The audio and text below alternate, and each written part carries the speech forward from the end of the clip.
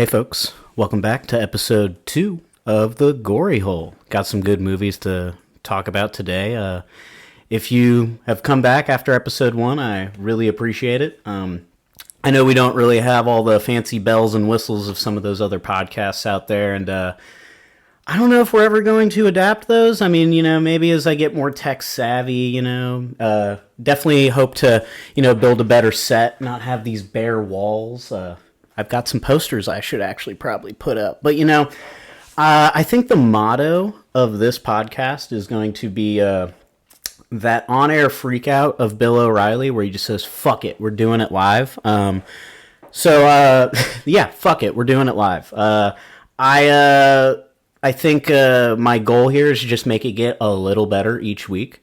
For those who watched the first episode, you might notice we've got color behind us now. It's not just like,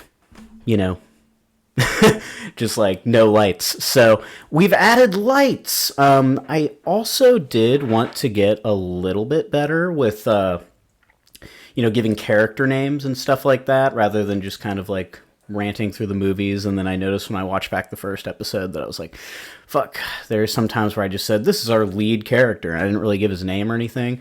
So you might notice my eyes just looking a little bit downward. Excuse me, as this episode keeps going. It's because I have my notes. I wrote notes, guys. I'm really putting in the work here, all right? But yeah, welcome back, Gory Hole, episode 2. Went down to Scarecrow Video, like I was talking about that establishment in the last episode, and just rented some movies this week.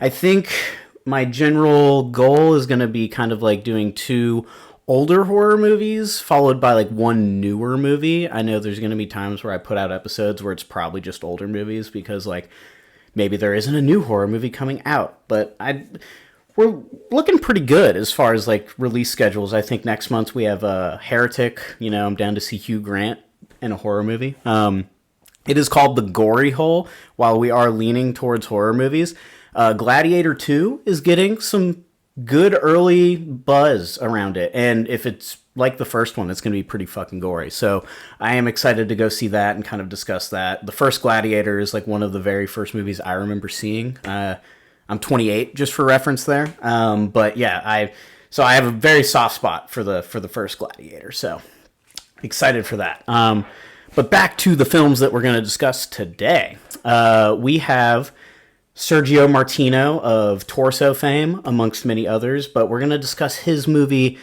that I had never heard of. I've been trying to go down the rabbit hole on Sergio Martino as I go to Scarecrow Video, and this is one that was on their Halloween, in their Halloween section, and it was, came highly recommended by the whole staff there. The name, quite the name. I mean, I heard the name and I was like, fuck, I have to watch this movie. Your vice is a locked room, and only I have the key. Those Italians, right? They have a flair about them. So, yeah, great fucking title. We're also going to be discussing I believe it was 1980 when it came out, the Maniac, directed by William Lustig of Maniac Cop and Uncle Sam fame, amongst other films. Again, I can't wait to do the Maniac Cop series because I'm a huge fucking fan of that. Has one of the best taglines as far as like, when you look at movie posters and you see like, the little 1-sentence tagline they use to draw people in. That one is an example of one of my favorites. So you have the right to remain silent forever, great. And then we're going to be discussing Smile 2.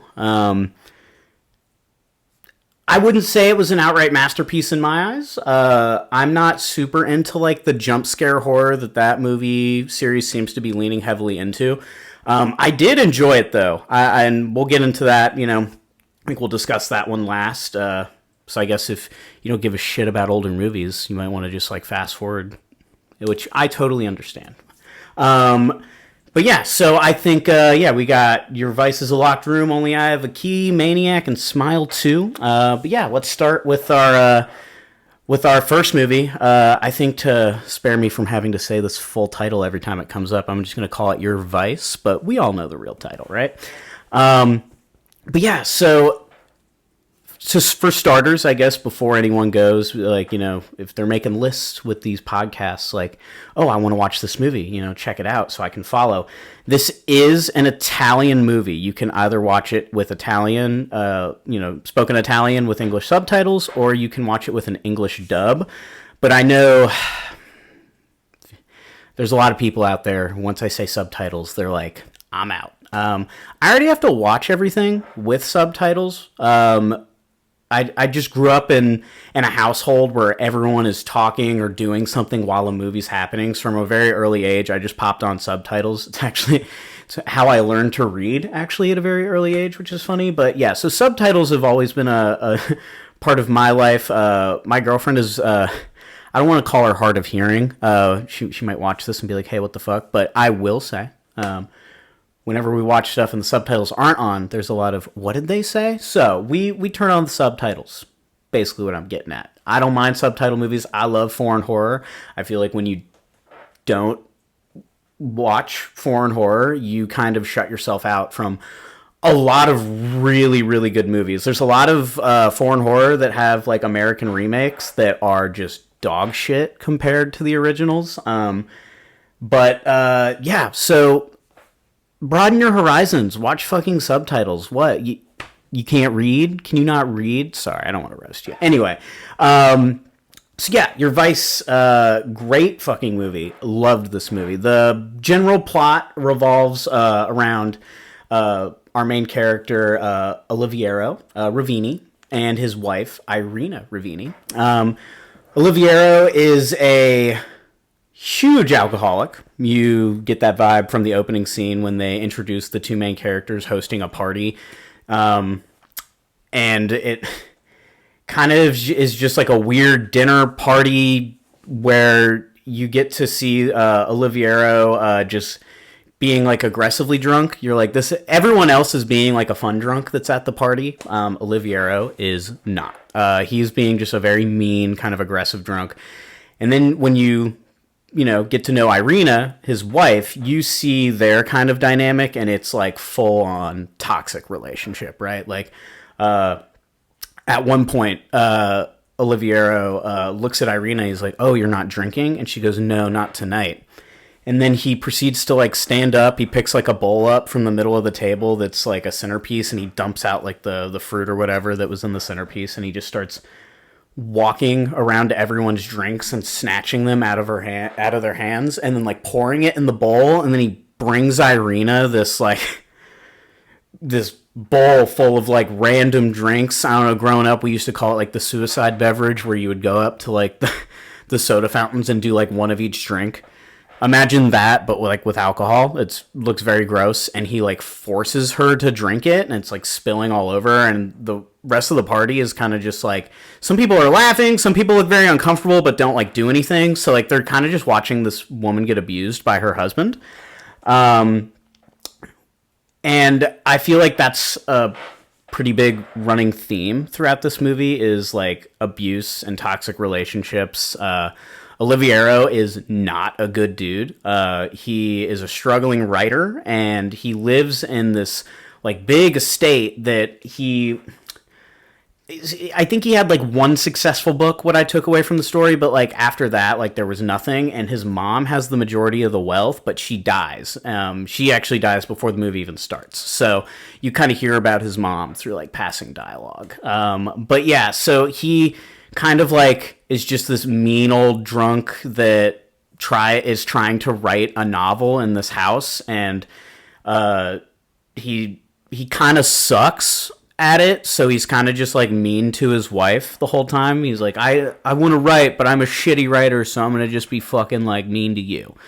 And then so as the movie kind of progresses, you get to know their toxic relationship. You get to meet their maid, who, and she kind of is, like she kind of talks to the wife like, oh, that's not okay, but the wife kind of like reassures her every time. She's like, no, it's fine. But with the maid's character, this is where you kind of realize that Oliviero, on top of being like abusive to her, he also is just like openly cheating on her. He kind of gropes the maid at one point, and she's clearly not into it. They don't actually end up having sex, but like, I mean, he is borderline groping her like in front of his wife. Like, this dude just does not care. And as the movie kind of progresses, like, you'll see him go to the bookstore at one point in town, and he clearly sets up like a date to have sex with the girl in the store. Like, and you're like, oh, okay, so this dude's just going around town, hooking up with other people. But yeah, so as the story kind of progresses, being an Italian, giallo, at some point people start, getting stabbed. So like I said, when he is setting up this meeting with the woman in the bookstore, she goes to the meeting place, and then you see like kind of this like masked. He's not masked. They just don't really show his face. He's got like a like a little top. He almost looks like a noir detective. Like, he's got a little kind of fedora situation. Kind of like a jacket, and the standard gloves, right? But yeah, he this mysterious figure, right? Kind of approaches this woman, and she thinks it's Oliviero, and then she's like, oh, and then they have a chase scene, and she gets split. The effects in this movie could be considered dated, but as someone who loves practical effects, from the practical effects that I think are legitimately gross, that actually like still hold up, that don't feel dated, like The Thing and Society, and lots of the Cronenberg movies like Videodrome and The Fly, like, I think those are just fantastic special effects. I mean, I don't know if I would lump the special effects into this movie in that category, but I just think they're fun. Like, I just think the practical effects are fun. So it's definitely like a lot of chicken wire and stuff. But when they and you see like a hard cut as the knife approaches a real body, and then bam, fake body. But the kills are still really fun, and that kind of cheap special effects give it this like camp value that I really enjoy. So yeah, we've got our first death on our hands.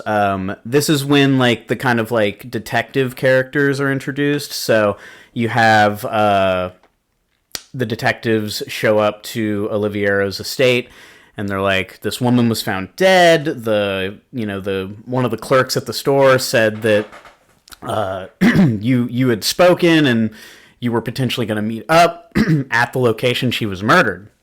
So he's like, oh shit, like, clearly, I mean, you can see he's like, oh, they think I killed this woman. So he talks with the detectives, and after they leave, he gets again like really abusive with his wife, like, you better not tell them anything bad about me, they're gonna think I fucking killed this woman, like all this stuff. And he starts hitting her and stuff. So again, like, I guess I'll just get this out of the way right now. Trigger warnings for like abuse in terms of like physical abuse, right? And verbal abuse, just toxic relationships. And then there are also like, I don't even want to say it's debatable, and there are rape scenes in it. There are 2 rape scenes. It's Oliviero and his wife, who clearly does not want to have sex. And I wouldn't say they are gratuitous. Like, there's some movies like I Spit on Your Grave that like really stick around. Need some water real quick. Ooh. There are some movies that really like stick around with the rape scenes and are even like a little too much for me. Like I Spit on Your Grave. So this movie, like, I wouldn't say they're like super long, but they are there. So just throwing that out there. But as the plot continues to progress, their maid is the next victim. She's kind of walking around the house and all this stuff, and that's kind of when you see the figure, the same kind of mysterious figure that killed the original girl, is in the house now. And you're like, is it Oliviero? Because like, how is this dude just kind of like walking around their house? So like, what's there? This is kind of where like you have that classic, like, every old slasher movie has like parts of the plot that are screaming at you, it's this character, and then very few times is it actually that character.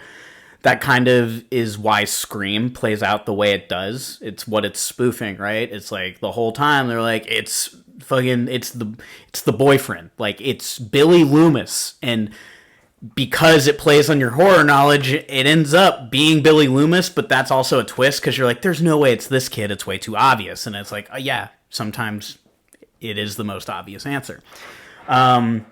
With this movie, you've got, a plot that's very similar to that in terms of like setup and being like, hey, it's this Oliviero guy, trust us, right? So the maid is dispatched of, she gets her throat slit. This effect is a little better than in terms of like cheap value than the first kill. I feel like the blood is a little bit more well done. As far as kills go, I would say up to this point, the movie is pretty tame. It's definitely got its gore, but, we've been desensitized, people. I don't know if you know this. So going back and watching some of these older movies, you kind of have to put yourself in, like, the headspace of the audience that watched it. I know everyone hears that all the time, and I probably sound super pretentious saying it, but I don't know. If you see the first kill and you're like, this looks fucking fake, this doesn't look good, like, maybe it's just not for you, and you can turn it off, because it doesn't really get, like, that much better. I haven't mentioned one of my favorite parts of this movie is there is a cat. He's an absolute asshole, this cat. And his name is Satan.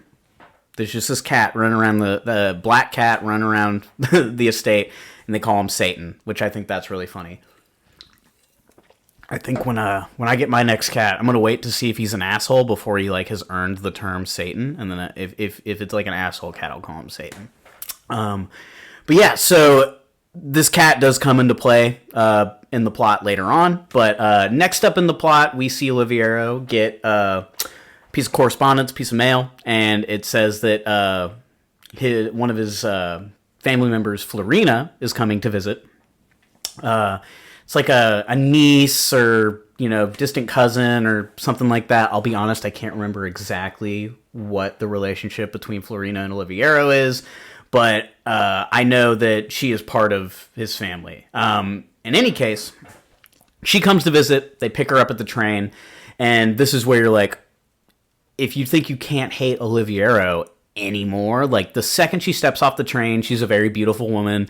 He immediately just like starts hitting on her again. Like Irina's right there. So, you're hitting on like a younger part of your family. It's very weird. But yeah, so he starts hitting on Florina immediately. She kind of like, just laughs it off or whatever. They go back to the house, and then Florina is kind of like staying with them at this point. This is where like Florina starts to like see the abuse that Irina is going through. At one point, like, she kind of goes, pulls Irina aside or gets her alone in, like, a bedroom and is talking to her and is like, this is not okay, like, all this stuff. And then that is where Irina and Florina, they hook up. So, yeah, fuck yeah. We love cheating on abusive pieces of shit. Yeah, so you get some Irina, Florina action. But yeah, so they hook up, and then this is where, like, I feel like up to this point, you've seen Irina have sex in this movie. I think she, one time, and like I said, it's a rape scene. So, like, I feel like the way they film it, like the first scene, you see how uncomfortable and how much she is not enjoying the experience. And then with this next scene where she is having sex with Florina, Irina is very clearly like enjoying herself. She's smiling. They do all like the cheesy, like, they pan to their hands as they lock, and they have all like the cutesy music in the background. So I feel like the way, like, the choices with how they film both scenes and how close together they are, I feel like it's like trying to be like, yeah, she's actually enjoying herself here. She very clearly wasn't before. Like, now she's having sex that she actually wants to, stuff like that. You think at this point, you're like, oh, so they start a relationship. Well, then Florina meets this, like, biker. He's like a dirt bike racer. I think she meets him in town or something like that. His name is Dario.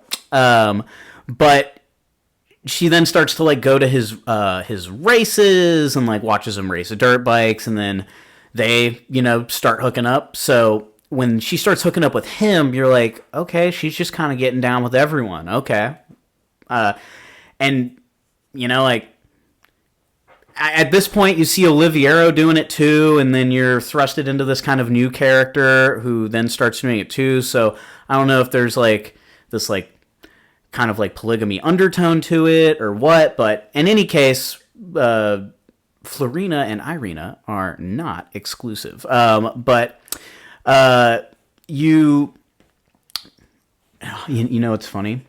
It's not Florina, folks. It's Floriana. So I just noticed I've been reading the name wrong the whole time. Like I said, the whole motto is fuck it, we're doing it live. I ain't even going to edit this shit out. You all are going to see my mistakes. That's me being honest with my audience. But yeah, so once her and the biker kind of start hooking up, there's this weird scene where they're having sex, and then like you realize Oliviero has followed them and he's like watching them have sex, and then you're like, dude, this Oliviero guy fucking sucks, bro. This is where after that scene you get a scene where Satan the cat comes back into play. They start establishing that like the cat Satan and Irina do not get along. Irina's got this like area where she has like these pet doves and all these other birds. The cat is consistently breaking in there and like murdering the birds and all this stuff, and he like will randomly jump out and attack Irina, like cut her up and all this stuff. So the cat and Irina do not get along. They're consistently just getting in arguments, and then like there's some scenes where she's like, the cat just comes up and attacks her. She's not even doing anything, and then she starts screaming in pain, and then the husband will come out, Oliviero, and just be like super fucking mean to her, like, why are you terrorizing my cat? And she's like, it's the other way around. Your cat is terrorizing me. So yeah, I really feel I really feel for Irina, honestly, throughout this whole movie. Like it's you just got to watch her go through the ringer, unfortunately. But then as the plot kind of progresses, you have the biker. He kind of shows up at the estate, and he's like, "Oh, I'm going out of town. I'm going to start, touring and do all these races, across the country, all through Europe. Like, you should come with me." He's saying this to Floriana, and Floriana's like, okay, like, and she's like, yeah, like, I'll consider it. And then he's like, I'm not leaving till you say yes. And then, which is like, weird, bro, but, whatever, he's persistent. And then, so she's like, okay, I'll come with you. He drives off. This is when, so Satan has now, he's switching gears. Satan, as that was happening, has attacked the doves, and Irina kind of snaps when she finds like the dead birds, right? So she picks up this pair of scissors. This is probably my favorite effect in the whole movie, and it's like they clearly spent probably the most time on this effect, but it's for animal abuse. So it's like, damn, like that was really well done, but it's happening to an animal, and I'm like, nah, save that brutality for the people. But no cats were harmed. It was clearly not a real cat. In any case, she finds Satan, and she stabs that motherfucker in the eye. And, like, Satan's got these, like, bright yellow eyes, and you see, like, the scissors go right into his eyeball and kind of explode. It's that's easily the most, like, well-done effect. And you get this, like, close-up as she pulls the scissors out on, like, his caved-in eye. And it looks really, really well done. So kind of like the rest of the movie, like the cat is kind of, gone, and you're like, and Oliviero's like, where's my cat? Like, did you do something to my cat? And she's like, no. The whole time there was a witness to her stabbing the cat in the eyeball. There's this old lady who's like coming to and from the estate, like bringing, taking trash and stuff like that into the town and like disposing of it. She watches Irina stab the cat in the eye, and she doesn't really see the bird part of it, so she kind of just is like, oh fuck, this lady's crazy. So you get a sequence of her going back and reporting that to the detectives. Like, I saw this woman stab this cat in the eye. But in any case, yeah, Oliviero is like looking for the cat. She's not really saying what happened to the cat, all the stuff. But you kind of like the movie from after she stabs the cat on, you get these like random sequences all the way up for the rest of the movie where she's like hearing the cat meow, but like you get the vibe that like I don't know, they're kind of doing it where like it's only her hearing it. And so you're like, okay, is she just like going crazy? And every time, for the most part, after you hear the cat meow, it's almost like, you know, you see lightning and then you hear thunder. A little bit after that, you get a cut back to the shot of the cat with the caved in eye. And it's like a very quick cut back to the scene. So it's almost like that image is like haunting her brain. So now she's having this like weird kind of hallucination thing with the cat on top of all the other abuse that she's getting. So it's like, again, yeah, you're just watching this woman go through the ringer. The plot kind of continues to progress to the point where there's another woman that is attacked. She's attacked, but she kind of she stops the killer, right?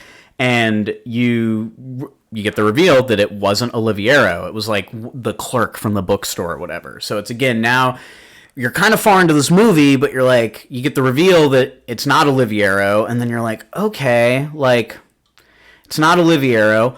Like, pretty closely after you find out that he's not the killer, you get that second rape scene. So it's like, you find out he's not the killer, so your guard's kind of put down on him, and then he does another awful thing, and then you're like, I'm like right back at it. I'm like, nah, fuck this dude. I don't care if he's the killer. This guy sucks.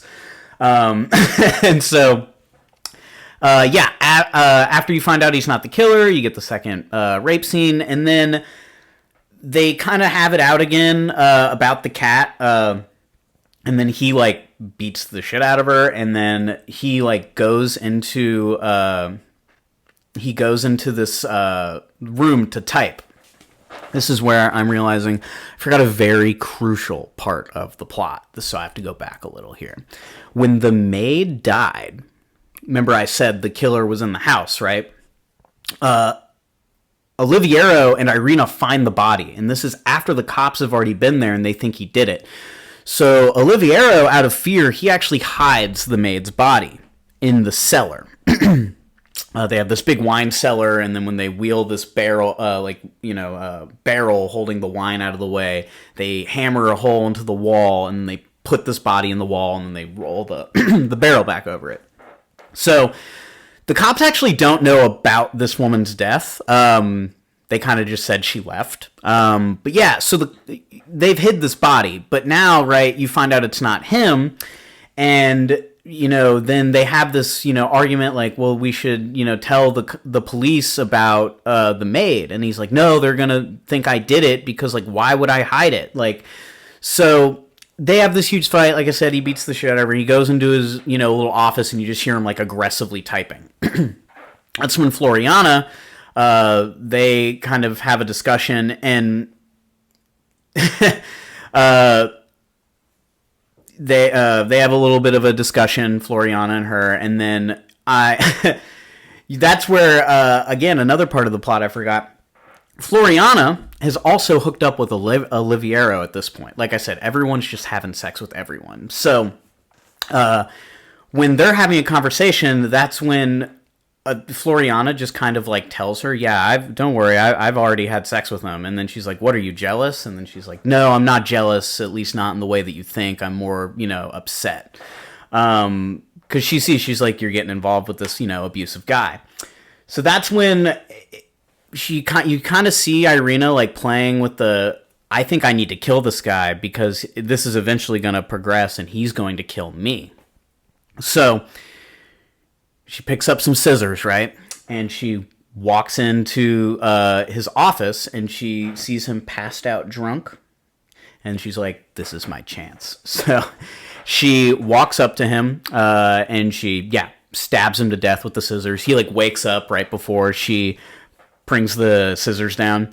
There is kind of like a moment that reminds me of the Shining, in that when she walks up and sees him sleeping, she reads what he's been typing first, and all he's been typing is kill her, hide her body in the cellar, kill her, hide her body in the cellar, just like all the way down. So then she realized, she's like, oh fuck, this guy really was going to kill me. So she stabs him to death. After she does that, you see Floriana standing behind her, and then she helps her, move the body, hide it behind the, in the cellar with the maid. And then that's when she kind of like is like, please stay here with me. And then Floriana's like, I'm not staying here. I actually just came here to get the jewels from the dead mom. She was there just to get the jewels. Like, that's where she's like, I literally just came here to rob you guys. Like, I just want the jewels, and then I'm leaving. So Irina gives her the jewels. She's like, I don't even want the jewels here. Take them. And she's like, please just stay one night. And then she agrees. They go to sleep. That's when Floriana tries to sneak out in the middle of the night. And then you see, as she's leaving, Irina, they kind of have a confrontation, and then Irina's like, no, please, you have to stay. Like, I'm going to get caught, all this stuff. And then she runs off and is like, no, I'm not staying, and leaves, right? Here is the twist of the movie, y'all. If you haven't started this movie and you don't want the twist spoiled for you, I would recommend pausing it right here, or maybe skipping to the next movie discussion, because this is the crucial twist, right? That is when you see another figure, right? And it kind of looks like the killer from the beginning of the movie, right? And at this point, you're like, I thought they already caught the killer. Oliviero's also dead, so where's this other figure coming from? You get the figure comes up behind Irina as Floriana is, leaving, and you're like, oh, fuck, is Irina about to get killed? She turns around, looks at the figure, and it's this kind of like background character that you've been seeing off and on in the movie. And you're like, oh, okay, but they haven't really established him too much as a character, so you're just like, okay, it's just this guy is the killer. And then that's when you see Irina smile. And she's like, basically is like, the plan is working swimmingly, or, she doesn't say that shit, but because that's terrible. But she, so that's when you realize that her and the killer have kind of been like in cahoots. And then she does this like big, long, like speech, where she's like, it was all me. And then you're like, oh, okay. So like this was her ploy to like take back like her life. And at this point she's been abused. So I'm like kind of on board with it. And then she's like, and that's why I killed that dirty black maid. And then you're like, okay, hold up. What? And then you're like, wait a minute. Yeah, the maid was innocent. And then that's where you're just like, I don't think there's a redeemable character in this movie. This girl, one, she said dirty black maid. I don't know why you gotta be like that. Like, that's fucking racist. So now you've added racism in the bunch, and I'm like, I know it's an old movie, but like, I mean, I'm like, I don't like that. So I'm like, okay. And then also, yeah, the maid was like just another innocent bystander to all of this. So I don't I don't think I'm on Team Irina anymore. But it's weird how they layer it, because they like reveal that, everything is going to her plan. And it's this weird thing of emotions that I went through where I'm like, oh my God, like all of this was her plan. Yes. Like she's finally taken back her life. And then you're like, oh wait, she's been doing horrible shit then if this was all part of her plan. So that's when you realize that her whole plan was to scare Floriana off, and then have this guy go and kill her and steal the jewels back, which he does just that. So he goes, he kills, Floriana, and she's on the bike leaving town with the guy with the jewels, and there's this, like, very, like, James Bond movie sequence where, like, they're driving down this, like, twisty-turny kind of path, through the hills, and you're getting, like, cuts as they're driving of this, the killer, his name is Walter, just, like, pouring, slick oil on the road, and it's like, so... you're like, okay, they're gonna drive over the oil, and they do just that. So they wreck, they drive, and they're also not wearing helmets. So like, I don't know, guys, wear helmets. They may have survived if they had worn helmets, but they're not on helmets. They drive over the oil, and then that's when you get their bodies kind of like battered and bleeding on the street. And then Walter, he's smoking a cigarette. He throws it in the oil, and they go up and they burn to death. And then he, brings back the jewels to Irina. That is when, Irina and them, you're like, okay, this guy's going to start like living here. Like, I guess this was her plan the whole time. And then she's like, we need to move the bodies. The guy's like, what? I burned them to death. Like, what do you mean move them? And she's like, no, I'm talking about the bodies in the cellar. Like, they're going to start smelling. Like, they're going to get found eventually. Like, we need to put them somewhere where we can hide them permanently. And so she takes him to this mountainside, and she's like, we're going to bring them here tonight, and we're going to throw the bodies over here. Like, and then we'll be done. The guy's like, okay. And then he's like looking off the mountainside, and that's when Irina pushes him off the mountain and kills him too. And they're like, damn, dude, like, Irina is crazy. You get these great like shots of her crazy eyes, and she's like, I just killed this motherfucker too. So she like goes back to the estate, and now this is when you like realize she didn't want anyone. She's like, I don't need a man. Like, I'm not looking for a relationship. I took him out. I got what I needed from him. He's done. And now I'm back here, and this is going to be my house. And then the cops knock on the door. And that's when you remember, oh yeah, that woman reported her stabbing the cat in the eye. So the cops come in, and they're like, yeah, we just need to check on your cat. We got a report that it was stabbed in the eye, that you stabbed it in the eye. And she's like, you don't understand. Like, she saw it out of context. The cat had just attacked my birds. And then so I was in a fit of rage, but the cat is fine. Like, everything's fine. And she kind of gets them to the point where they're like about to leave. But that's when you hear the meow. And the cops hear it too. And you're like, oh, so it's not a hallucination. The meows are actually happening. Like, so you hear the meows, and the cops start going like, it sounds injured. Maybe we should look for it. And she's like, no, it's fine. And then and they hear the meow again, and it's like, sounds like it's coming downstairs. You hear the meow again, right? And then they keep going, they go downstairs, and then they're looking, this is now, they're in the cellar, right? So the cops are standing, like, right next to the bodies. They just don't know it. And then you see Irina is just, like, kind of, like, frantic, like, I gotta get these people out of here. This scene is done, like, really well, like, the tension, like, I was like, oh, fuck, like, what's gonna happen? The cops are like, okay, fine, yeah, we don't see it, we'll leave. They start to go upstairs, and then that's when you hear the final meow. And they're so close to the cellar that they look over and they're like, sounds like it's coming from behind this wall. That's when Irina just kind of like backs up, and she's just like, they wheel the thing over. They start hammering the wall, and then wall falls out, zooms in on the bodies, and then you see the cat. And, that's movie over. Yeah, this movie was fucking crazy. The whole time, like, this movie was making Oliviero seem like, the biggest piece of shit, which I would still say he's a bigger piece of shit than Irina. He is the biggest piece of shit in this entire movie. But, like, he's doing so much terrible things that, like, I was not even remotely expecting Irina to be, like, the mastermind of everything that was happening, especially with how, like, helpless she seems throughout the whole movie. But, I mean, one, like, that twist, like, I'm a huge Gone Girl fan. Like, I read the book, watched the movie, think it's, like, a rare example of a book being, like, I wouldn't say it's the movie being, like, as good as the book. I don't know if I would say it's as good, but, like, it's very close. The movie's very good. But, like, that midway twist when you find out that this was all a part of her plan, and that, yeah, like, Ben Affleck I say Ben Affleck, but, the character he was playing, like, yeah, he wasn't, like, a great husband, but, like, oh, fuck, like, she plotted this whole thing. So, I don't know if, like, Gillian Flynn, like, if she loves this movie, and, like, that's where this idea came from, if it was totally organic, but I can't deny the similarities of the twist. Like, this feels like an early kind of, like, Italian giallo with a dash of Gone Girl in it, and I just was not expecting that element.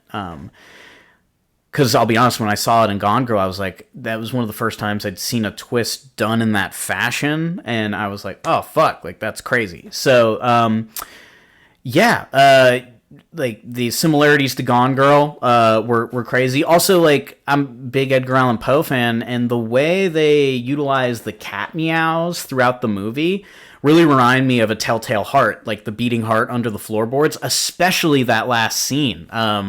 When the meows are just getting too loud, like it really felt like a take on Edgar Allan Poe's The Telltale Heart at times. So you've got slasher elements, you've got Telltale Heart kind of like remake elements, and then like I said, there's that Gone Girl aspect to it. So loved this movie. I've seen Torso, which is the only other movie of his that I've seen, and I feel like that is the movie that gets widely regarded when you talk about Sergio Martino movies. But I'll be honest, I just watched both of these pretty recently. I think I prefer Your Vice is a Locked Room and Only I Have the Key. Like, I thought the twist was really well done, like storytelling was really good, and it just felt like a lot of different movies rolled into one, but really, really effectively. So yeah, let's move on. Yeah, it looks like we've spent 40 minutes on this movie, so let's switch gears. We'll move to Maniac.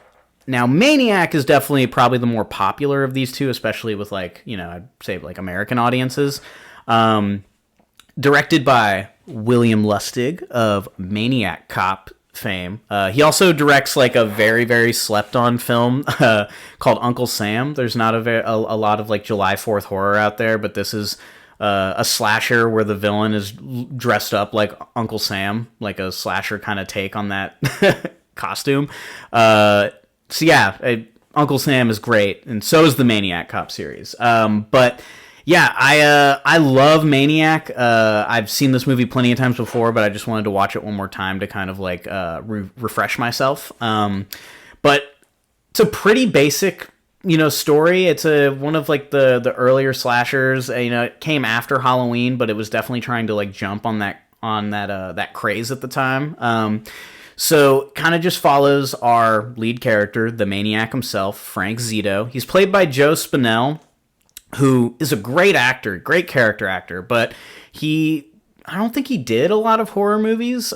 He was in Godfather 1 and 2. He was also in a fair amount of the Rocky movies, amongst other things. Like, you look up this guy's filmography and you just see he's in a lot of really good movies. He might not have like a super, like a lead role or anything, but Joe Spinell has been around, and now he's in a lead role as a serial killer. But yeah, Maniac kind of follows our lead character, Frank Zito, as he goes around just like murdering people. The opening scene, he murders a couple on the beach. He's murdering prostitutes throughout the movie. And yeah, there's not really a lot of redeeming factors to his character.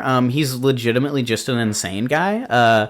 I feel like the movie kind of tries to go the way of like, I guess if this reference land, Henry, A Portrait of a Serial Killer, where it's more so just a day in the life kind of style, like inside the mind of a killer. So yeah, not a lot of redeeming factors about him, but I mean, the performance, though, is so well done. He has this kind of like Norman Bates aspect to him where, as a viewer, you kind of deduce that he was abused by his mother, because there's sequences where he's like sitting on his bed and he's, just crying, and then he has like another voice being like, oh, why are you crying? And then you start to realize like, oh, this is him and his mom like having a conversation. His mom definitely abused him. And so, yeah, he's a serial killer with mommy issues. And yeah, I mean, the kills in this movie are so well done. This is definitely when it gets into territory of kills that hold up.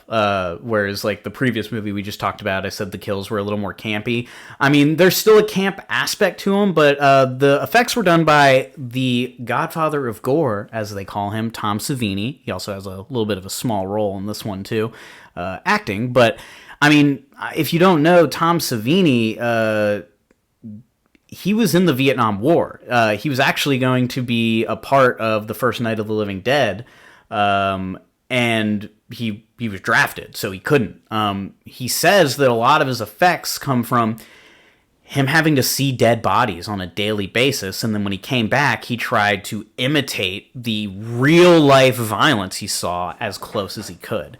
So Tom Savini movies always have like a lot more of a brutality to them, and especially once you notice, or once you come to find out that a lot of that raw violence that is being displayed might actually be anatomically correct, or as close as we'll probably ever get. That adds like an extra layer to it. At least it does for me. But yeah, the opening sequence, when you see him slit a girl's throat on a beach when her boyfriend's going to the car to get like a blanket or something.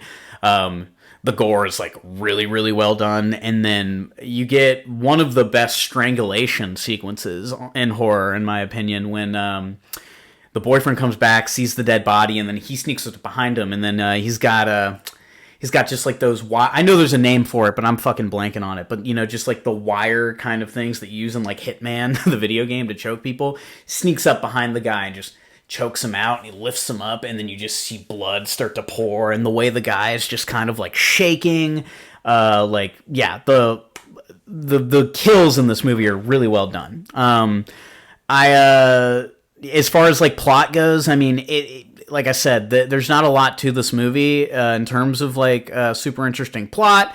You kind of take that he has mommy issues. He's just going around killing people. The one kind of like interesting thing to his like kills, like as far as like Dexter takes the blood slides, like what's his trophy, right? He scalps the top of the heads of the women he kills in this movie, and then he brings them back to where he lives, and then you'll see he's got mannequins like littered all over the place, and he has them like dressed up in the clothes of the people that he killed, and then he'll like fashion their scalps onto the mannequins, and then he kind of starts like interacting with the mannequins like they're alive at times. So he's kind of like built a room where his victims are kept alive. It's like a creepier, like I Am Legend sequence with like Will Smith talking to the mannequins. It definitely has that vibe, but it's a lot creepier because like of these are people that he's killed that he's trying to surround himself with. It's very, very interesting. But he definitely has a charm to him outside of his full blown insane moments when he's killing people, because like there like this part in this movie where he's at the park. He sees like a woman taking pictures. He goes up to her and is like, he goes up to her and when she walks away is taking pictures, and he like sees her address is written on her bag, and then he like goes to her apartment and is like, hey, like you took my picture today, can I come in? And then this woman just lets him in. Is a different time, I guess, because I'm like, oh, that fucking wouldn't happen today. But she just lets this guy in, and then they start talking, and he, plays the part like he's an artist, and she's like, oh, I'm a photographer, I do art too. And then he like starts like becoming this woman's friend, and then that's how he actually gets some of his victims later on in the movie, because he starts going to like her like photo shoots and then like stalking the women that she's taking pictures of. So it's like he can play normal for for when he needs to, because he played it well enough to befriend this woman and get her to like trust him. So he definitely is charming enough. Like he's not just full blown insane the whole time. But probably the best sequence in this movie is the cameo appearance from Tom Savini. So you see Frank. He's kind of like sitting in a car across the street from this club, and like very early on, you realize that a lot of his kills are like sexually charged. Like the first kill after like the beach couple is him picking up a prostitute, and then they like start having sex, and then he just like all of a sudden starts strangling her. And then in this one, you see him like picking up a couple stalking a couple who are very clearly about to go have sex. So there's that aspect of sex that just seems to enrage him. I don't know if this guy can't fuck or he's probably sexually abused, so I probably shouldn't make fun of him. But in any case, there's a sexual undertone to really all of the kills in this movie. And he, stalks the couple, the guy played by Tom Savini, out. They park their car in this like secluded area, and then he starts watching them as they're having sex in the back of the car. And then that's when the woman kind of sees his face and she stops and she's like, no, like someone's out there, like we need to leave. And then they hop in the front seat the whole time. The guy played by Tom Savini is just like, there's no one out there. Like he's just mad that he can't finish what he started. And then when they turn on the car, the headlights pop up and that reveals Frank sitting in front of the car. And he's just staring at them. And that's when you also notice he's got a double-barrel shotgun in his hands. And they're staring at him, and then he runs up, hops on the roof of the car, and he just, like, points the gun, like, directly in Tom Savini's face. And when he pulls the trigger, this is one of my favorite kills in horror movies. I mean, this is the Gory Hole. This is, I would say this is Gory Hole's, like, if we're doing, like, a top 5 goriest, favorite gore moments in movies in a later episode, this is definitely going to be on that top 5 list. You get his head fully exploding, and it does that kind of, like, in, like, 80s, 90s action movies when like an explosion on a building happens and it's just like rapid, cuts of the same explosion but from different angles, so you're like watching the explosion happen for like 30 seconds. It does that but with Tom Savini's head. So it's just like you see it explode from the front, the back, the side, up here, front again, like, and the whole time it's just like brain matter and skin and bone, and it's just like, whew, like that is the money shot of the movie for me. And then you get this really great shot because the girl's right next to him of the blood just splattering on her face and her screaming. So again, like some really, really effective shots in this movie. He, kills the girl, scalps her, and then, now he's got a new mannequin. But yeah, I would say like as he's killing these women and the mannequins start to stack up, you get more sequences of him being like, I've got to stop doing this. And then, the mom, it's still him, but the mom is just like, oh, like, I can't believe this. Like, what's wrong with you? And so he's like having like mental breakdowns. The whole time he's trying to maintain a friendly relationship with this woman who took his picture in the park. That kind of like culminates to him picking her up for a date, and then before he goes on the date, he's like, they're in the car going to where they're supposed to be going. I think they're going to like an art show or something, and he's like, hey, can we swing by the cemetery real quick? It's my mother's birthday and I always leave flowers on her grave. And she's like, sure. So they go to the cemetery, and then that's when he just has a full-on meltdown in front of the grave, and then she starts to try to comfort him because she thinks, like, oh, this guy's just sad about his dead mom, but then he starts to attack her. When she, they have a scuffle, then there's the chase sequence when she gets away. She cracks him in the arm with a shovel, and it kind of, like, splits his arm open, and he starts bleeding and writhing in pain, and then she gets away. So this is where the movie, kind of starts to culminate. He goes back to his apartment, and, he starts, like, freaking out, like, oh, fuck, I'm going to get caught. This is how I get caught. And that's when you notice, like, he stops, and he's, like, starts to look at the mannequins, and then they all start to kind of, like, move. And you're like, oh, what the fuck? And then they start to, like, then you get edit, cuts between their faces, and that's when their faces turn into the real victims of who they were, but they, have like the makeup to make them look like dead and like cut open and stuff. And then the mannequins start to attack him, and then he's held down on this bed, and again you get a super effective gory sequence. I mean, this isn't a zombie movie, but if we're talking about like, my favorite kills of people just getting ripped apart, and normally this is the kind of kill that you would see in a zombie movie, but this is probably one of the best examples of it. I mean, it's super well done. You get, Frank Zito, he's laying on the bed, and all the mannequins start to like dig their hands into his throat and his, midsection, his stomach, and they literally start tearing him open, and then they tear his head off, and like his organs are falling out, and it's just like, It's so gory, y'all. And that's what we're here for, right? So, yeah, I really, really well done kill there. And then that's kind of when it like cuts back to what actually happened was he kind of just took a sword and stabbed himself in the stomach, which isn't as cool. So I'm really glad we got to see what, was happening inside of his head. But then, yeah, the cops show up at his apartment. They find him dead in the bed. And, well, actually, no. What am I saying?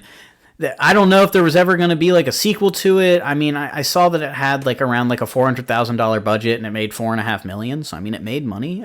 But the movie is kind of weird. I still don't know how he would make it out of this. But he's got the sword in his stomach. He's laying on the bed. He's bleeding.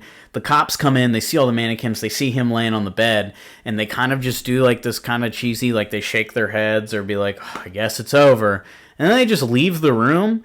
But I mean, that's still a crime scene. They're not going to leave. But then the camera pans in on Frank's face. And then his eyes open up. Maniac. Title sequence. Movie over. And then so you're like, okay, he's still alive. Like, maybe we'll see him in another movie and he'll escape. You don't. Yeah, that's Maniac. Got through that one a little quicker just because, I mean, to be honest, like, it's not a super complex movie. It's a very straightforward, violent kind of like slasher. I will say I did watch some like really cool interviews. I rented it from Scarecrow, and they had it on like the Criterion Collection. So there were lots of like interviews with the director. I watched like some radio interviews that were done like when the movie was originally coming out, which was really cool because this movie was pissing people off, y'all. I mean, like I said, I think it came out in 1980. And this is an aggressively violent movie, especially for the time period it came out in. So, I mean, this was a boycotted movie. Like, the radio interviews were with the director, and, like, you just have people calling in screaming at him. And, you get the fans, too, that call and be like, I think this was a brilliant movie. Don't listen, to these people, like, upset the system. Like, so, I mean, there's, you get really good aspects around both, but... William Lustig, I thought, had like an interesting outlook on it because I think it was in the radio interview where I think the radio host implies that it's all violence just for violence sake, and then he kind of like gets a little upset about that, and he goes, people keep saying that it's violence for violence sake, and that it's, I'm just making like a violent slasher. And he's like, I want to be clear about this, or at least how I view this movie. He's like, this is not a slasher. It's a suspense film that delivers on the kills. I'll be honest, I don't know if I necessarily agree with him on that. I see the argument for throwing it into the slasher category for sure. I mean, like I said, the plot's not super complex, but it doesn't need to be. I mean, you don't need to overcomplicate this. You spend a lot of time with the character as he slowly goes more and more insane, and you get to see the back and forth with his, mental struggles with, the abuse that he suffered from his mother, and he was telling the truth. I mean, it delivers on the kills. You get really, really good kills. But, I mean, it's a suspenseful movie, but I just think it's interesting that he did not view this, at least at the time of that interview, as, like, an outright slasher. I think it may have just been him trying to, like, separate himself from the pack, because, like, after Halloween, like, the imitators were flowing. I mean, it came out in 1980. The Friday the 13th was that same year. And, I mean, at that point, a lot of movies were, if not already out, coming out that we're going to try and do that slasher kind of trend. I mean, you get one caller on that radio interview that's just like, I'm so sick of these stupid, dumb horror movies. And he starts like going in on horror movies, which I think is really funny. But yeah, Maniac, I think if you were just looking for just some of, the more violent kind of bloody kills, in this episode, I think this movie, even compared to Smile 2, which is a much more modern film that we're about to talk about, I think Maniac is far, far more successful in its violence, personally. But that's just because, like I said, I'm a sucker for practical effects. There were some practical effects in Smile 2, but, I mean, I'm more of a sucker for all outright practical. And I still think the head explosion in this movie takes that shit to the next level. I mean, without that scene, this movie's maybe like a 7 out of 10 for me. It still has some good kills, but that kill alone, I mean, that brings it to a 9.5, possibly 10 out of 10. Like, that's... If I want to scratch the itch of just, like, seeing some really, really well-done violent kills, Maniac is going to do that for me. But yeah, check out Maniac if you are in the need of some super gory kills. Let's move on to Smile 2. This is the most recent one of the bunch, by far. Just came out. I liked the first Smile. I would say my thing to kind of preface this whole series is that jump scare horror is just, like, not for me. There are really well done jump scares. I mean, everyone's number one favorite for the most part nowadays, I hear, which I'm glad it's getting the recognition it deserves. But The Exorcist 3 jump scare. If you don't know what I'm talking about, do yourself a favor and type that in on YouTube and watch that. Try to find the full scene and not just the actual jump scare, because the brilliance of that scene is how long they let it breathe before the jump scare actually happens. And, like, you know, I'll do an entirely separate episode on this so we can stay focused. But that is the best jump scare, and it's really well done. But the thing with, like, jump scare movies, like the Smile series are, for the most part, in my opinion, is that I feel like they're very just, like, in your face, which, yeah, like most jump scare movies are. I feel like they don't really give the option for the tension to come down. And when you don't ever have a chance to come down here, if you're always up here, just the jump scares nonstop, I feel like essentially they get really tired. They lose their effect because they don't really bring you anywhere. Going from here to here is a lot better. If you're a listener, I'm doing a lot of hand gestures, but basically what I'm saying is if you don't ever, you know, give us a chance to go to our bottom baseline and then rise up to, like, that adrenaline rush, if it's just high adrenaline the whole time, a lot of people can't really do that effectively from my experience. I feel like it's a lot more effective to give you some time to be at the baseline and then shoot us up when we're not expecting it. That's always more effective from my perspective. The thing I will say about the Smile series is it's arguably one of the most well done of, like, the jump scare pact. You know, after, like, The Conjuring, I think it's a well-made movie, but again, like Halloween did for slashers, I feel like following, like, The Conjuring, a lot of movies started to lean into just, like, jump scare. And this is the first, you know, series that I've actually legitimately enjoyed that does those jump scares, right? Because it's just so well filmed. The director, Parker Finn, and I didn't look up the, you know, who's doing the camera work, the cinematography, but I mean, there's a flair to this movie that even though it's, you know, more jump scare horror, like, I feel like it's a bit more creative than your average jump scare horror film. And you especially just get some, like, really cool, like, camera angles. I think what is the most detrimental thing to the Smile series, in my opinion, are the trailers for the movie. Now, this is probably where I'm going to go on a huge long rant that I don't need to do, but I feel like there is a trailer problem with films nowadays. There's an easy way to fix that. I could just not watch the trailers. So I'll get that out of the way. I'm trying, folks, to not watch the trailers, but I like the idea of a trailer. My perfect trailer, though, is a movie that shows you very little. Like, I guess, like a teaser, right? Like, a trailer, it shows you very little, and you get, like, you know, kind of some weird shots, you know, maybe, like, you know, one kind of quick violent shot or something like that to let you know, like, what the vibe of the movie is. But I don't want to know the plot of the movie. I don't want to know, like, you know, key things that are going to happen in the plot. Like, if your trailer ends and I feel like I've seen the movie, I'm kind of pissed. I'm like, why did you show me that? And Smile is one of the worst examples of this. Go back and watch the trailer for the first Smile. I think there were like 2 or 3 released, and I think there were 2 released for Smile 2. Between the trailers you get damn near every big scare.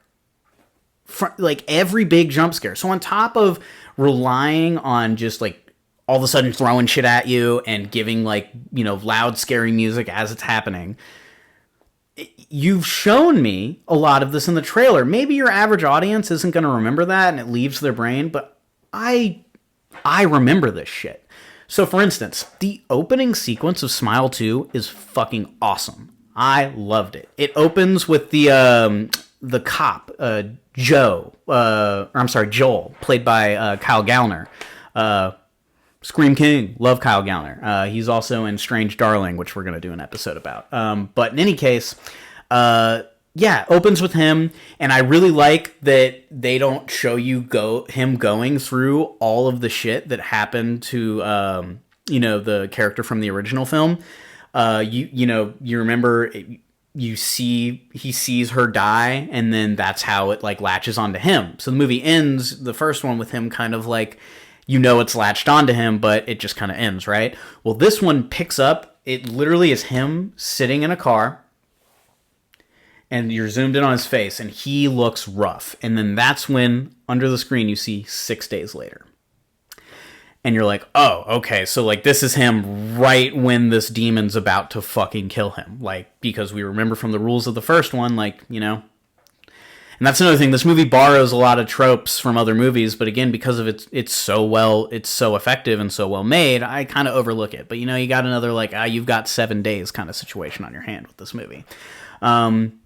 But yeah, really well done. He is sitting outside of this house. He sees a guy pull up, and he puts on a ski mask. He gets up, and he goes up with the gun. This whole thing is done, for the most part, in like one take, by the way. And this whole, obsession with like one take shots is kind of taking over. I feel like a lot, Birdman was really effective, and then, there was that It's Always Sunny episode, Charlie Work, that was a lot, and then The Bear had a one-shot episode. I feel like everyone's trying this one-shot thing. When they're well done, I like it. Some of them just feel gratuitous, and it's like, don't hop on the trope if you can't add anything new to it, is basically what I'm saying. But this one's really well done. So he hops out of the car after he's put the ski mask on. He runs up behind this guy, and he puts a gun up to him, and he's just like, don't fucking move, get me in the house. And then that's when, like, he's like, you're making a big fucking mistake. Do you know whose house this is? And he's like, shut the fuck up. And then he pushes him up to the door, and then he goes into this house. Once you've opened the door and you kind of like see the inners of this house, you're like, this kind of looks like a trap house. Like he's in like a drug den.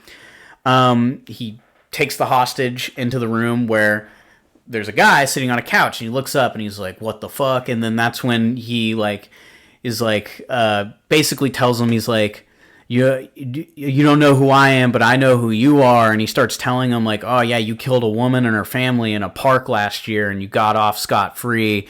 And he's like, so I want you to watch this. And then he kills the guy that he's holding hostage with a knife, and this kill is really, really well done. He like sticks it in the top of his chin and just kind of like brings it down, and you're like, oh my god, he's like gutting this guy in front of him. And then they have a shootout, and then, Joel gets shot, but he fires a shot off, and then he's assessing the damage done to him, and then he looks up, and he sees the guy on the couch is dying, and he starts freaking out. He's like, no, you're not supposed to die. He starts running up to him, trying to save his life, and he's like, you can't fucking die. And then that's when you remember the rules, and he even starts to remind the audience with the things that he's saying. He's like, if you die, then it doesn't have anything to latch onto. So that's when you realize that Joel is trying to pass this thing to him. And you realize he's trying to kill that guy in front of this guy, and maybe the demon will then move on from him. So this was like a last-ditch effort to, I think, like save him.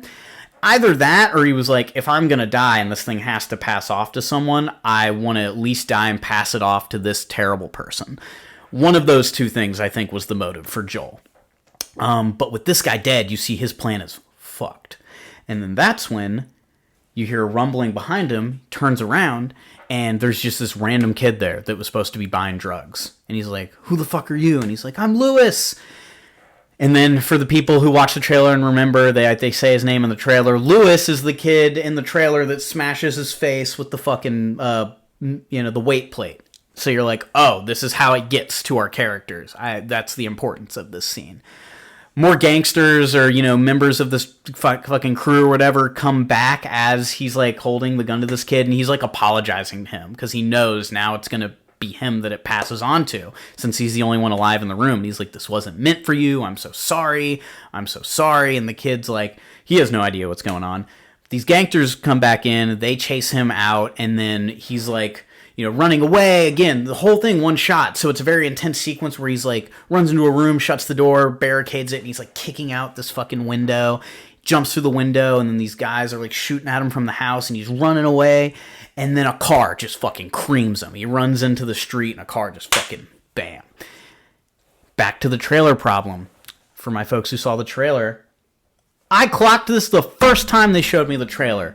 You see him get hit by the car in the fucking trailer. That's infuriating. He's such a big character, and like that, I'm not saying they should have kept him the whole movie. I mean, I love Kyle Gallner. That would have been cool if that was like, if the movie was his 7 days, but that's not what I'm upset about. Don't reveal a character death that big in the trailer. That's such a crazy thing to do, in my opinion. I guess my format for this, I'm just gonna like continue to talk about the movie, and then as we get to things that were revealed in the movie or from the movie that were revealed in the trailer, I'm just gonna continue to talk about how the trailers for this movie suck. But yeah, so you kind of cut, after that intense ass opening sequence, Joel's dead, the thing has been passed to Lewis, and then that's when you get cut to the new character. The lead, played by Naomi Scott. Lead is Sky Riley, who is kind of like a rising kind of pop star. The first kind of sequence you get with her, she's on the Drew Barrymore show, so you get like a brief cameo with Drew Barrymore, and Drew Barrymore kind of is like, yeah, you're starting a big tour, and it's 1 year after you got in an accident that almost took your life and took the life of famous actor Paul Hudson. And then, so that's kind of like the whole Drew Barrymore show thing to start off is basically just being like, here's the trauma with this character, so kind of what she's going through, right? And yeah, so kind of, you do that little kind of, trauma dump kind of like a narrative kind of piece there. And yeah, she's starting a new tour, and she's a recovering addict.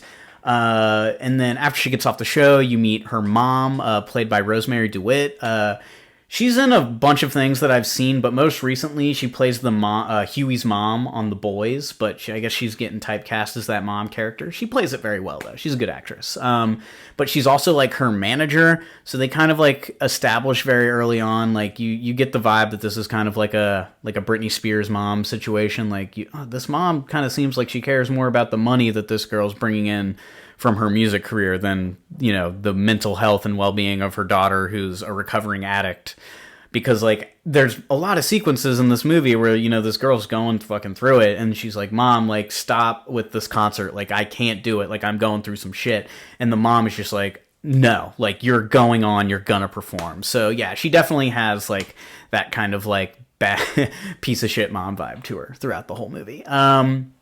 But yeah, so this is when you kind of like, as they're leaving the studio, you see that she's got residual pain from the accident.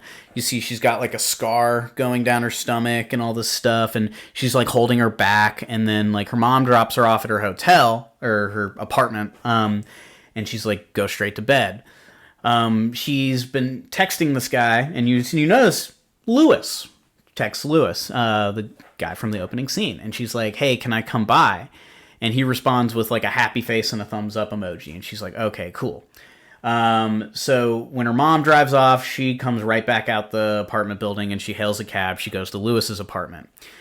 The second Lewis opens the door, he like pulls her in, holds a katana up to her throat, and he's like, what the fuck are you doing here? And then you see he's like going through it, and you're like, this guy looks like shit. And she's like freaking out. She's like, you told me to come over. And he's like, I don't remember texting you. And then, this is a sequel, right? So, I mean, especially if you're going into the scene, the first one, you're like, this guy's at the end stage of this demon's kind of like cycle. So he then like goes over to his table and just starts like snorting coke and being like, I'm sorry, like I'm having a rough week. Um, who's this actor? I wrote his name down. Lucas Gage. He plays this character like really well. He's not in it very long, but when he's doing like his like tweaking out drug dealer kind of performance, he reminds me of Thomas Jane from Boogie Nights a lot. Like he plays it very well. So that's when Sky's like, he's like offering her all these drugs, and she's like, no, I literally am just here for Vicodin. They won't prescribe it to me because of my history, but I need it for my back. And so he's like, okay, I'm gonna go get it. He goes away, and then she's kind of just standing out there, and then like, you know, not 2 real minutes, but like, you know, 2 minutes her time go by, and she finally is like, Lewis, like, look, I need to go, dude, like. And again, back to stuff they showed in the trailer. This is the sequence in the trailer where he's running out of the door screaming, and she like falls back, and then you can clearly tell he's seeing like they show this whole sequence in the trailer. So like that jump scare that is supposed to happen when she's walking up to the door and he runs out. Sure, we've seen that style of jump scare like 1,000 times. I'm not saying that like robbed me of anything new, but it definitely would have been more effective if I didn't know it was going to happen. So like, I'm just sitting there like, okay, run out of the door. We all know it's going to happen. So he runs out of the door, and then, you know, they do the whole sequence that's in the trailer where he like falls down. It's a little bit longer in the actual movie. He starts like choking, his mouth is open, and, you know, just a refresher on the first one, that demon kind of like starts shoving its arm down your mouth, right? So that's when you're like, you're not seeing it, but because you've seen the first one, you as a viewer are kind of like piecing it together from your memory of the first one. So again, I think that's a really good choice. I liked that a lot, because often what your mind can create up is sometimes scarier than what anyone else can actually show you. So I thought that was cool. But then, you know, he does the smile, he stands up, he smashes his face in. Again, I think it would have been really cool if I didn't know how he was going to kill himself. You know, like, I think it would have been cool if the whole weight thing was a surprise.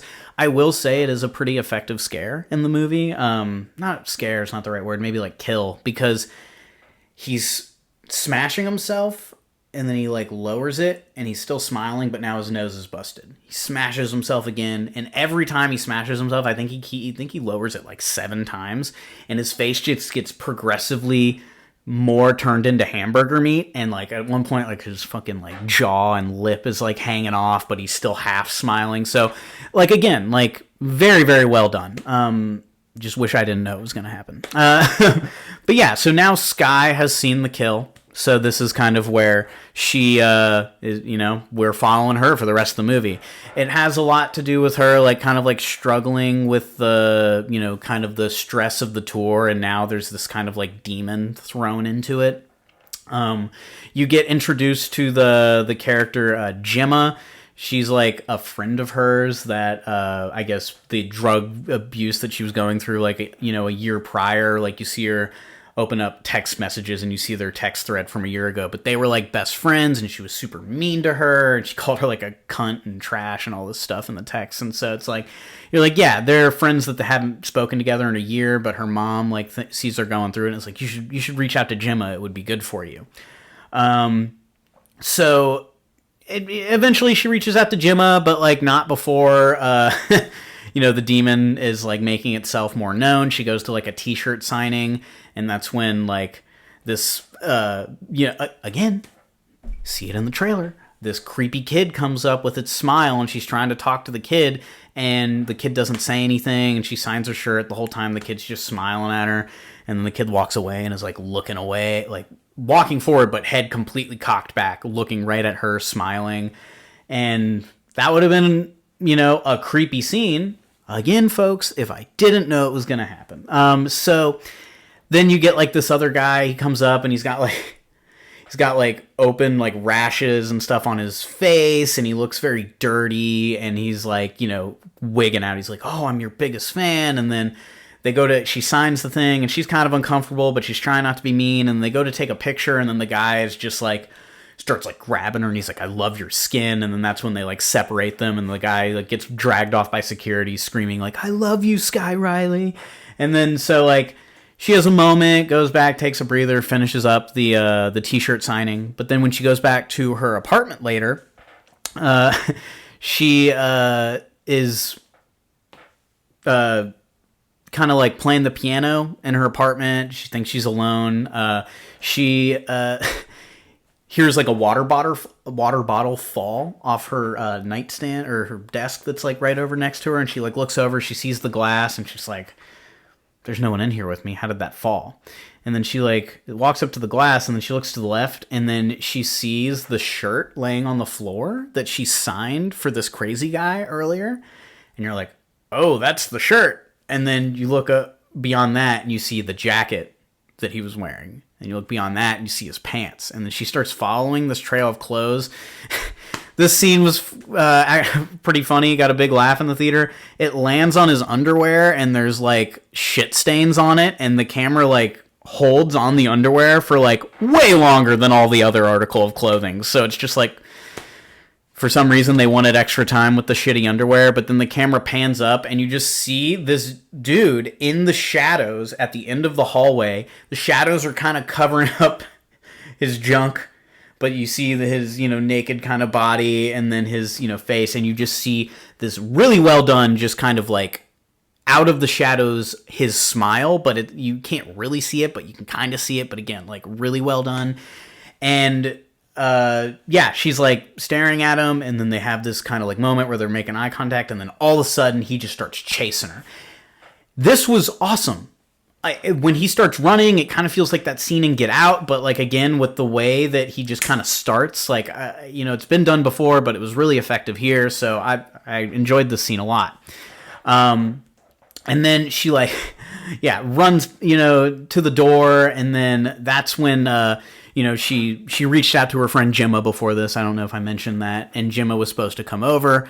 That's when, she opens the door. She runs away. Gemma's knocking on the door. She opens it. And then Gemma's like, what the fuck is going on? Because she's like clearly like freaking the fuck out. And then that's... Gemma's like the best friend also throughout this whole movie. Like she walks into situations that like she clearly is like, I don't know what's happening, but like, fuck yeah, like I'm here to protect you. So like she keeps asking Skye what's going on, but all you see her clock that Skye has a weapon in her hand or something that's like she's holding above her head to use as a weapon, and she's like staring down a hallway. So she like, after asking her the third time what's happening, not getting an answer, she just looks around, finds a blunt object, picks it up, and starts following her down this hallway. She's like, I guess someone's in here with her. Let's fuck him up. So yeah, she's a true ride or die friend. So when she goes back to the hallway that she just ran out of, she sees none of the clothes are there, and the bottle that had fallen is sitting on the counter, and it never broke. So the whole thing was a hallucination from the demon. And she's like, what the fuck? These hallucinations are just going to keep playing out, like very much like the first one. She's just going to progressively go more insane. A really cool aspect to this movie, though, that the first one didn't have is, they introduce a new potential way to beat the demon. At some point, she starts getting text messages from this random number that's like, yo, were you at Lewis's apartment last night? Because the whole thing there is she didn't want to call the cops, right? Because she's a recovering addict. So she just left. She left his body there. And now she's like, this guy's texting me. Like, how does anyone know I was there? And then... she doesn't respond to him at first, but eventually, like, after the guy's like, I know this is Skye Riley, you're in grave danger, the things you're seeing are real, she finally responds to him, and it's this guy that's like, you have to come meet me. She meets him in a public place, and that's where you learn that this character, his name is, what do I have down here? Oh, wait, I didn't write his name down, so I actually don't know his name, folks. Overlooked that one. But this guy that is sitting in the booth with her, he basically explains to her, what is happening to her. He goes through the history of, like, who it was jumping to, and that's when you get, like, a brief callback to the character from the first movie. And she's like, why should I believe you? And then that guy's like, because this thing killed my brother. And that's when he reveals, like... that his brother was like two people before the main character of the first one, and that he didn't believe his brother, and then he realized it was real before, once it was too late. So yeah, you get a nice little back and forth with them, and then he's like, I know how to beat it, and she's like, how do we beat this thing? He's like, well, it's like a parasite. Once you die, it needs something to latch onto. So you need to die for us to beat it. And she's like, what the fuck are you talking about? And he's like, that's when he reveals he's like a trauma nurse in the ER. And he's like, I know how I can stop your heart. And then once it leaves your body, I'll resuscitate you. I'll bring you back to life. So there's now a Flatliners aspect to it. A really cool new introduction, folks. But guess what? They put it in the trailer. Why did I have to know this was going to happen in the movie? So again, like, once that number is texting her, me having watched the trailer, I'm already going like, okay, this is the guy she's going to meet at the bar, and he's going to tell her that she needs to, that he needs to kill her and bring her back to life. So she's like, hell no, she leaves, but, you know, we'll save that for later. He's going to come back. She then, she had agreed to go to this, like, benefit for, like, you know, the youth in the city, like, you know, like with orphanages and stuff, and she's like a popular musician. The guy who's funding like her new comeback tour is like, please could you speak and give an award at this event. So she goes, and that is where she has another hallucination. So she goes up to do the presentation, and the teleprompter's not working. So she's like trying to, like, you know, kind of eye people like, I don't know what to say. And then finally she just starts going off script, which was a terrible choice, because she starts, you know, talking about, you know, making very distasteful jokes about, you know, all the drugs she did, and then starts making like really awkward comments. She's like, anyone who wants to get into this business, you need to know that it's really hard and that it's not going to ever fulfill you or make you truly happy. She starts going on this like really depressing rant, and then you see the guy who asked her to go. He's kind of just sitting there like, what the fuck did I do? And then that's when the teleprompter starts working again. And then she goes, oh, looks like I got my lines a little wrong. What I meant to say was, and then she goes, does this little introduction. She goes, and then without further ado, let me introduce you to Paul Hudson. And then she stops. Paul Hudson is the name you learn from the Drew Barrymore show of the actor that was in the car with her that died. And you see the name Paul Hudson there. And then she doesn't complete the name, but she says enough of it to where the whole crowd is like, whoa, like, why would she bring him up? And then she starts freaking out like, who put that name on there? And then that's when you see Paul Hudson stand up in the crowd. And he's walking towards her with a huge-ass smile on his face, of course, right? Paul Hudson, by the way, is played by Ray Nicholson. He's Jack Nicholson's son. And when he's doing the sinister smiles throughout this movie, I'm like, dude's fucking got it. Like, it channels that, like, Jack Torrance energy from the Stanley Kubrick Shining. So I hope I see more of him in horror, because he does very good. I don't know if I've ever seen him in anything before. I'm sure he's been in something, but this was my first run-in with the Nicholson legacy that is Ray Nicholson. So, yeah, he's in this movie. And his facial expressions are very creepy. Yeah, so she kind of has the freak out here, and then she kind of leaves, and then that's when she goes back to her apartment after, you know, you see like a sequence of her sitting all depressed on a couch while like these investors and all these people that were hosting the event are screaming at her mom/manager and the guy who asked her to be there that was funding her thing. So you're like, oh, she's in trouble. So she goes back to her apartment, and that's where you get probably one of the best like set pieces of the movie. She is in her apartment, and at one point she kind of is like in bed, and then she gets up, and then she like looks over, and she sees all these backup dancers just like staring at her, and they're all smiling. And so now there's like all these people there, and then so she like kind of like backs up, she gets up and she starts going down the hallway, and then she like turns around and they're right there. It's very similar if you'd ever played the new Resident Evil games. I think it was the most recent one, the DLC, so like Resident Evil Village. They added the sequence where like there's levels where you come across these marionette puppet, like these life-size ones that stay in place, but when you aren't looking at them, you can hear them walking, and then you turn around and you see they're coming up on you. So it's like a puzzle, right? You have to like walk with your back to them and like kind of navigate through this thing without taking your eyes off these things, otherwise they'll chase you. It's one of the scariest game mechanics I've had in recent memory. But it really reminded me of that, because every time she looks away and looks back, they're closer to her. But they're chasing her with like dance choreography. It's really weird, but it's very, very effective. They start like building towers on top of each other, like almost like cheerleaders with the triangle, right? So like they just get progressively closer to her, and then finally they start attacking her, and then that's when you see the smile demon hand coming for her throat, and then she passes out. She wakes up and she's in a recovery clinic with her mom. And that's where you realize she's like, yeah, we found you in your apartment. You had fainted and hit your head.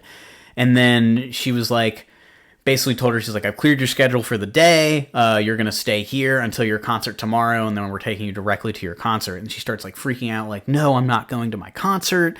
Yada, yada, yada. They have a huge argument, and, her mom shows her ass again, being a little bitch, being like, do you understand what I've sacrificed for you? Like, we will lose everything if you don't go to this concert.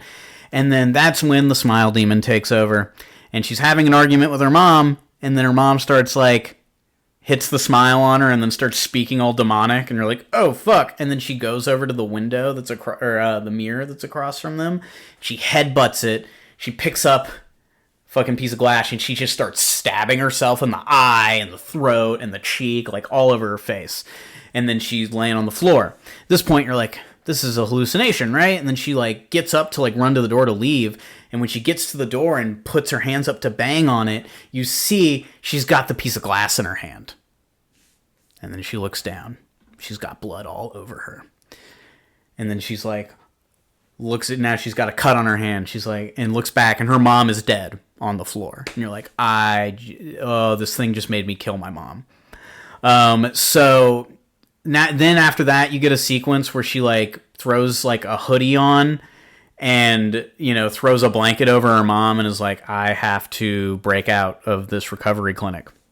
So she almost breaks out, but then like her like personal assistant that's in and out of the movie at this point notices her right before she gets to the exit door, and she's like, he's like, where are you going? You're supposed to stay here. And then he like looks down and notices blood on the bottom half of her gown that the hoodie's not covering up. And then he calls for security. Security runs over, and they start to like kind of corner her. And then she like leans forward and just grabs the security officer's gun and just like holds them all at gunpoint. She's like, get back, fires the gun in the air. Everyone jumps back, and then she runs out of the fucking building. When she runs out, as she's leaving the clinic, she like runs into Gemma, and Gemma's like, whoa, what's going on? What are you doing? And she's like, why are you here? And she's like, your mom texted me. And then so now Gemma's in the situation, right? And then that's when she's like, look, we got to go right now. And then so Gemma's like, I didn't drive here. My driver drove me. He's right there, but he's about to leave. So she runs over to the car, pulls a gun on Gemma's driver, and is like, get the fuck out of the car, pulls him out of the car. She hops in, and that's when Gemma's like, I'm coming with you. And she's like, no, that what's happening with me is very dangerous for you. I need to do this alone. And then Gemma's like, shut the fuck up, get in the passenger seat, I'm driving. And again, you're like, dude, Gemma's just the best friend ever. This girl runs out, blood all over her with a gun in her hand, and Gemma's like, she's just like, bet, where am I taking you? Like, we need friends like this in our life. So shout out to Gemma. They get in the car, and then she's like driving, and she's like, where are we going? And that's when you see she's texting the guy that was like, hey, we have to kill you, and then I'll bring you back. And she's like, okay, I have to do this. So he gets her an address, she gives her the address, and then that is when the smile demon reappears. And it is revealed that Gemma in the car is been a figment of our imagination this whole fucking time. The reason the way they structure this with how you realize that is Sky gets a call from Gemma, like, and you see her look down, and Gemma's popping up on the caller ID, and then she looks over, Gemma's in the car, and then she holds up, she answers it, and then Gemma's like, yeah, sorry, I got your text, I've been busy, so I didn't have time to call you, but I figured I'd reach out. And she's like, what are you talking about? And she's like, the text you sent me a few days ago that asked me if I could come over. And you realize, oh, like the very first text that she sent her. So that first scene where we literally have not been with her friend this entire movie. We've only been seeing figments of her imagination. So And then you look over, Gemma's driving but staring like right at her, big ass smile, and then she's just like, Sky has this moment, kind of like Nightmare on Elm Street, when Nancy's like, oh, it's not real. Like, she closes her eyes, she's like, that's in my head, it's not real. And then finally she opens her eyes, and she's driving the car. No one else is in there. So she like, it's almost like she snapped herself out of it. And then so she's driving to the location that has been texted to her by this guy. He's like, hey, we have to kill you. He is stationed in an abandoned Pizza Hut, and because of what they have to do, he brings her to a freezer, the Pizza Hut freezer, and she's like, why do I have to get in a freezer? And he's like, well, it'll slow the blood flow since we have to stop like your heart, and there's gonna be no oxygen to the brain. We have 9 minutes if it's cold and only 2 minutes if it's room temperature, and I like my odds better with 9 minutes. And she's like, okay. So he takes her to the freezer, and then he gets her all ready, and then that's when he goes, all right, I'll be right back. Also, I'm going to wedge this freezer door open. If it shuts, we can't open it from the outside. And then he leaves, and you're just like, as a horror fan, I'm sitting there like, that's not right. They're just going to casually drop that the door is broken right before he leaves. I'm like, that door's getting shut. No fucking way. I guess this part is where I realized I skipped over a sequence. At one point, I think it's after she passes out and hits her head after like the choreography sequence, you get to see the car accident that she had with Paul Hudson, where and again, very well filmed. It's all one take, and the camera's like in the middle of them in the car, and it's kind of like a POV, as if you're sitting in between them. So it'll like pan to her, pan to him as they're having like an argument. And, you know, she's snorting coke, he's doing fucking drugs, and they're having like a huge full-on argument. And then she starts crying, and he starts like, oh, you're so fucking ugly when you cry, like all this stuff. And then she starts like hitting him, and he's like, oh, like, you're fucking weak, you're stupid, you're a psycho.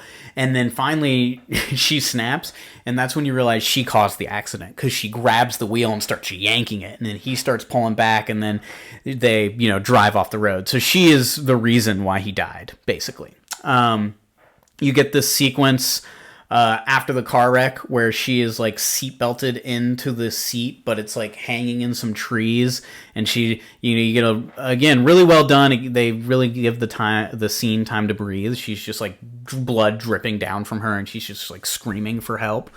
But yeah, in any case, the reason why that sequence is important is because after that guy leaves the freezer door, surprise, it fucking shuts, and then you realize she's strapped down to this table, and now blood's dripping on her. And then when she looks up, you see the version of her that was in the car a year ago, right? And she's got long black hair, whereas her character in this has like short blonde hair, and she's dripping blood all over her, and it's the car seat right above her. And then the demon starts like, you know, again, like, like making fun of her, roasting her, whatever you want to call it. Like, it's all your fault. Like, you're a failure. Everything you touch dies. Like, basically just making her feel like shit. And then she like undoes the seatbelt, and the body falls on her, right? And again, they show this in the trailer, folks. They show the scene of like, so they show the sequence of the whole thing, blood dripping on her. She looks up, the girls fucking see. They show this whole thing. It was very well done, but I knew it was going to happen. These trailers really undercut a lot of the scares in this movie.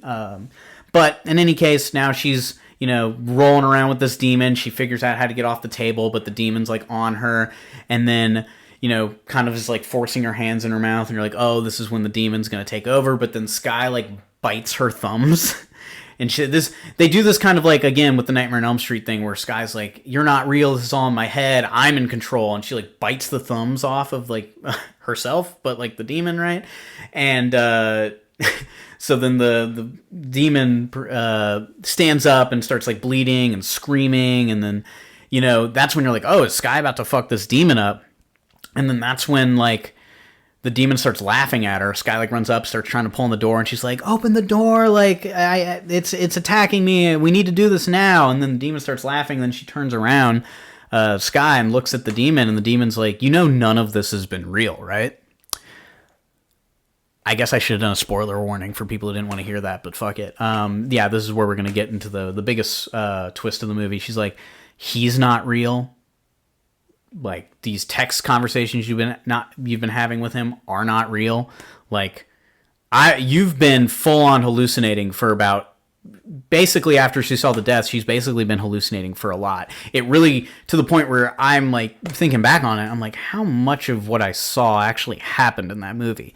But essentially, after that, the demon like attacks her, and then like cuts, and she's like, you know, encased in this thing in the dark, and then like it starts to open up, and then you get the reveal that she's on stage for a concert, and she's like in an outfit. She's just like looking around like, holy shit, like what? Like, it's almost as if, like, from her perspective, it's like she transported from this fucking freezer to the stage, and she's thrown right on stage, sold out show, screaming fans. And she's also just found out that, like, holy shit, none of the things that I thought had happened for the past few days have happened. You see her in the crowd, like, look in the crowd, you clock, her mom is there. Her assistant is there. Man, so, like, her mom, she never stabbed her. Like, that didn't happen. So, and then she's just, like, you know, freaking out. And then you see all the fans, you know, screaming and all this stuff. And then you see her fall down and start to, like, seize up, just like Lewis did at the beginning of the movie. And then so you're like, oh. But I guess, holy shit, I skipped over my favorite thing. This is where we delve into the body horror aspects of this movie. You get a little bit of it in the first one, but when she's on stage, you see mirror image of herself standing in front of her, giving her the smile, right? Full-on outfit, approaching her. And then her stomach just opens up, and then you see massive hands that are almost like tendrils start shooting out of her body, and then legs start sprouting out of her body, and then you see the fucking demon's face. The creature design for this demon is probably the biggest swing for the fences in this movie. It's so fucking wacky and just, it's super campy. I mean, it's borderline fucking hilarious, the design they do for it, but they managed to pull it off. Like, it's so strange that it's unsettling. And in the first one, it kind of like tears off its face, and then you see like layers of the smiles, which is a really cool design. But they bring it to the next, like, it turns into like a beast as it's crawling out of the, you know, the mirror image of Skye, and she's just sitting there watching, right? And then that, after you see the creature crawl out of her, then it cuts, and that's when you see her fall down on stage and start seizing up, and you're like, oh, fuck, we're literally watching this demon kill her. And then everyone in the crowd is, like, very silent, and then you see her lean back up, she stands up, everyone starts cheering, and then you get the zoom in on her face with the, you know, she's on stage, right, so there's this big backdrop screen right behind her, and she's smiling. These are not feel-good movies, folks. They do not have happy endings. So, much like the first one, you're like, oh, Skye didn't win. And then that's when she, like, is smiling at the crowd. But then that's when, like, the gravity of what is happening kind of sets in for the viewer, because you're like, wait a minute. Isn't it true that if you see the death, that it then infects you? She's on stage right now in front of, like, I mean, it looks like an Eras Tour concert. There's, I'm bad with numbers, maybe 1 million people there. Definitely more than 500,000 people there. And they're all watching her, and they've got all the screens, right? So everything she does here at the end, literally the whole audience sees. So, I mean, it sets up a hell of a Smile 3, because I don't know if the demon just latches on to one thing, but if it can latch on to anyone who sees the death, it is just latched on to, like, maybe 1 million people, which is crazy. But yeah, so she then takes the microphone that she's holding and just starts beating her face in with it. And, you know, she smashes it through her eye socket. I really liked how they did this scene, because the whole smashing of the face in you actually don't see. It's the camera faced out in front of the audience. Then they're cheering, and then you hear the whole thing. And as she's, like, smashing her face in with it, you just see the reaction of the audience, like screaming, freaking out, like people crying. And then, like after maybe 30 seconds of gross smashing noises, you get cut back. You get to, don't worry, they do show you her work, so to speak. Because it pans back and you just see the microphone sticking in her face and blood and brains and matter just pouring out, right? Roll credits. Smile 2. No cutscene, folks. Or no credit scene, folks. This is not a Marvel movie. Yeah. Things that I like about Smile is that while it is mainly jump scare horror, I think it's the most well made of the bunch, at least in recent years. So, even though it's not particularly, for the most part, horror that like sticks with me, and makes me like think and ponder after I've seen it, I do think it has its merits. I think once they delve into the crazy creature design that turns more into a body horror movie at the end of it, that's probably the most effective parts of both of the Smile movies for me, even more so here. So I think that and that's just specific to me. I think I said it on the last episode that body horror is like my favorite genre, so it makes sense, right, that would work the best for me. I've already seen comments online that are like, the creature design ruins it, and I'm just like, to each their own. For me, the creature design makes it. Like, I was probably going to give that movie like a 6.5, 7 out of 10. And then when that creature design scene happened, much like Maniac with the head explosion scene, it literally, like, that final sequence, I could feel it shooting the movie up like 2 ranks. So for me, the ending is the best part. But yeah, I think that's really the end here of this episode. We've an hour and 45 minutes. I really know how to talk, people. Thank you if you are listening. Like I said, my goal is to kind of just get a little better each week. Maybe try and like build a set behind us to give y'all like, some cool horror things to look at in the background when you don't want to just look at me. If you, as I post these videos, I invite criticism. You can even be mean. It doesn't even need to be constructive. Tell me I suck. I don't care. But yeah, like, anything about the audio, if there's things that make it hard to listen to, anything I'm doing that makes it sound weird that you would like me to stop, I am just kind of like shooting for the stars on this, so to speak, but I have like, not a lot of technical know-how behind it. So yeah, like I said, we're not going to have a lot of the bells and the whistles, but I would love feedback on what you think would make the episodes better or more engaging or like easier to listen to or watch. I definitely invite that. I think, just to give you a sneak peek of next week's episode, I kind of want to delve into a, slasher duo series that I feel like is not talked about a lot, called The Town That Dreaded Sundown. So I'm going to rent from Scarecrow Video. Actually already have.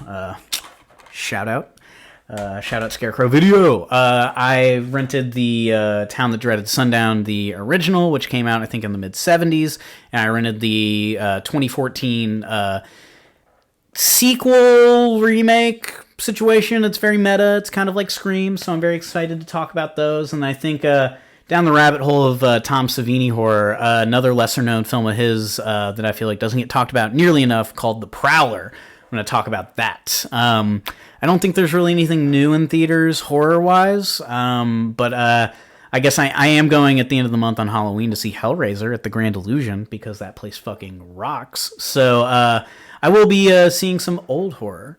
Maybe I'll talk about Hellraiser at some point. But again, thanks for listening, guys and gals, and I hope you're here for the next one and all the ones after that. Stay gory and have a good spooky season. Like, seriously, go to a Halloween party. If you don't have a Halloween party, dress up, go to a bar. I don't know. Like, just have fun. Do something spooky for me, all right? And, I'll see you next time.